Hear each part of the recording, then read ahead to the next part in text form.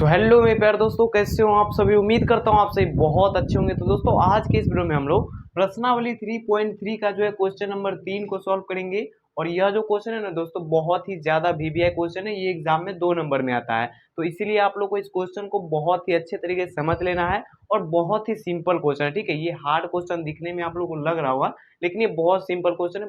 मैं आप लोग को बहुत अच्छे तरीके से समझाने की पूरी कोशिश करूंगा। बस आप लोग भी क्या कीजिएगा, वीडियो को लास्ट तक देखिएगा, तब तो समझ में आएगा ना। तो चलिए दोस्तों आज की इस प्यारे से वीडियो को शुरू करते हैं।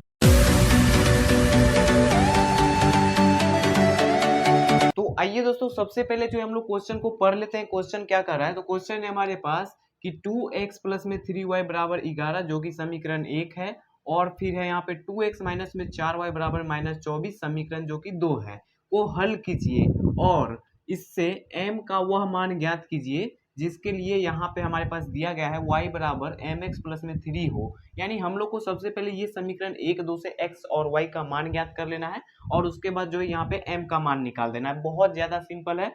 सबसे पहले यहाँ पे क्या करेंगे, हल लिख देंगे और समीकरण 1, 2 लिख देंगे। क्या है समीकरण 1, तो है 2x और प्लस में 3y और बराबर में कितना है 11 है, तो 11 ये क्या है समीकरण 1 है। और यहाँ पे समीकरण 2 कितना है, तो है 2x और माइनस में 4y और बराबर में कितना है, तो माइनस में 24 है, तो -24 लिख दिए और समीकरण 2 लिख दिए। अब यहाँ पे देखिए, या तो हम लोग जब समीकरण सॉल्व करते हैं तो या तो हम लोग को x का मान यहाँ पे ऊपर नीचे बराबर होना चाहिए तब जाके कटेगा, या फिर y बराबर बराबर होना चाहिए। तो यहाँ पे हम लोग देख रहे हैं कि ऊपर में 2x है और नीचे में भी 2x है, तो ये कट सकता है, लेकिन यहाँ प्लस माइनस रहेगा तब जाए कटेगा। तो इसके लिए हम लोग क्या करेंगे कि चिन्ह चेंज कर देंगे। तो यहाँ पे लिख देंगे कि चिन्ह बदलने पर, क्या लिखेंगे, चिन्ह बदलने पर। और उसके बाद जो प्लस का है वो माइनस का हो जाएगा, जो माइनस का है वो प्लस का हो जाएगा। जैसे कि यहाँ पे ये प्लस का है ना, तो ये माइनस का हो गया, ये माइनस का है तो ये प्लस का हो जाएगा, ये माइनस का है तो ये भी प्लस का हो जाएगा।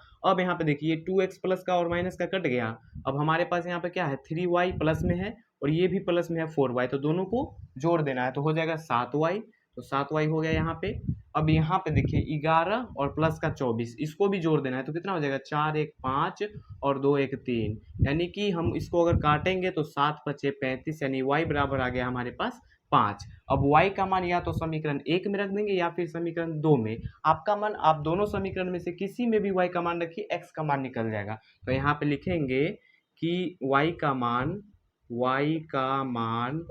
समीकरण 1 में रखने पर, 1 में रखने पर। अगर आपका मन है कि हम 2 में रखें तो कोई दिक्कत नहीं, 2 में भी रख सकते हैं, बात उतना ही है। देखिए समीकरण 1 कितना है 2x है और प्लस में 3y है और बराबर में 11 है। देखिए यहाँ पे y जहाँ पे है, y के जगह पे अब रखेंगे हम लोग 5, ठीक है। यहाँ पे 2x है तो 2x प्लस 3 है तो 3 और 3 और y के बीच में गुना का संबंध है, तो यहाँ पे गुना लगा दिए और y के जगह पे क्या रखेंगे 5 और बराबर में 11 है तो 11 लिख दिए। अब यहाँ पे देखिए 2x और प्लस में 5 तिहाई 15 हो जाएगा और बराबर में 11। अब यहाँ पे देखिए क्या हो जाएगा 2x और ये प्लस का है ना 15, इसको पक्षांतर करके यानी बराबर के उस साइड भेजेंगे तो ये माइनस में चले जाएगा, तो यहाँ पे हो जाएगा 11 माइनस में 15। तो 2x और बराबर में कितना हो जाएगा, देखिए जब भी हम लोग छोटा में से बड़ा को घटाते हैं तो वो माइनस में आंसर आता है। जैसे यहाँ पे 11 में से 15 घटाना है तो 15 में से 11 घटा दीजिए, 4 बचा, वो भी माइनस लगा देंगे तो -4 आ गया ना।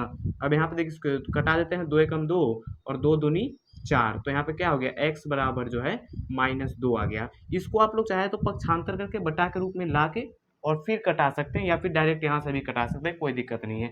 x और y का मान पता चल गया है।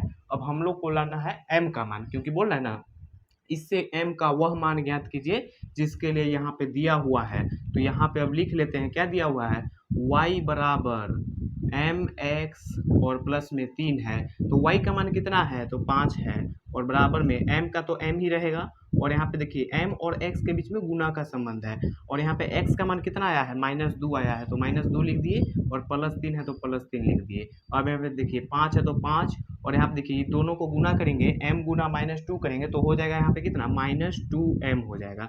सबसे पहले अचर और उसके बाद चर लिखते हैं, यानी कि अगर आप मान के चलिए 2 गुना x करते हैं तो क्या लिखते हैं आप 2x लिखते हैं ना। इसी तरह हम लोग जो है यहाँ पे m गुना -2 करेंगे तो माइनस के 2m हो गया। यहाँ तक समझ में आ गया। अब यहाँ पे देखिए प्लस का 3 है तो प्लस का 3 रहने देंगे। अब यहाँ पे आप लोग ध्यान से देखिए ये प्लस का 3 को पक्षांतर कर देंगे यानी बराबर के इस साइड लेके आएंगे तो ये माइनस में 3 आ जाएगा क्योंकि यहाँ पे प्लस में है। और यहाँ पे हमारे पास क्या है -2m है तो -2m लिखेंगे। यहाँ पे बचेगा 2 तो 2 लिख दिए। और यहाँ पे देखिए इस -2 को अगर हम लोग पक्षांतर करते हैं क्योंकि यहाँ पे गुना के रूप में है और पक्षांतर करेंगे तो ये बटा के रूप में आ जाएगा। तो यहाँ पे -2 आ गया, अगर इसको काट देंगे तो कितना आ जाएगा 1 आ जाएगा। तो हमारे पास यहाँ पे माइनस है, माइनस नहीं कटा है तो -1 आ गया। m बराबर कितना आ गया, m बराबर हमारा आंसर जो है -1 आ गया है।